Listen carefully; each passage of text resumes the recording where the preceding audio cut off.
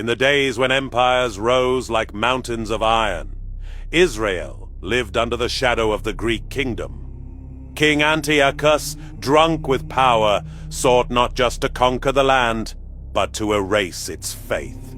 His decrees thundered through Judah, forbidding the covenant and commanding the defilement of the Holy Temple. The sanctuary of the Most High, once filled with prayers and pure offerings, was seized by foreign hands. Idols were raised where the Spirit once dwelled. And on the altar of God Himself, swine's flesh was sacrificed, a symbol of humiliation and defiance toward heaven.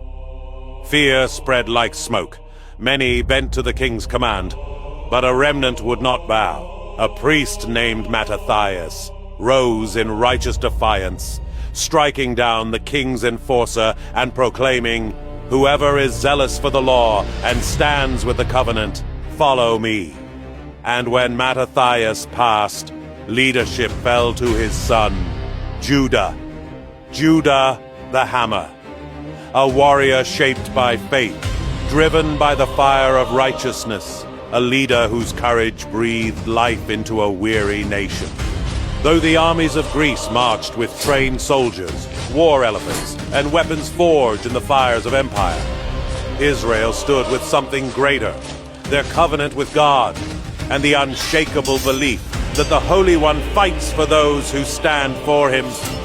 Battle after battle, the impossible unfolded, outnumbered, outarmed, yet never outwilled.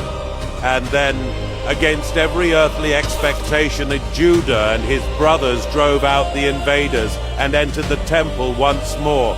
Israel rebuilt. They cleansed the temple. They restored the altar. And in an act of faith that echoed through the ages, they rededicated the house of God. From their struggle was born a celebration, the Feast of Dedication, a remembrance that light shines brightest when darkness is greatest, and that faith, even when outnumbered, can overturn empires.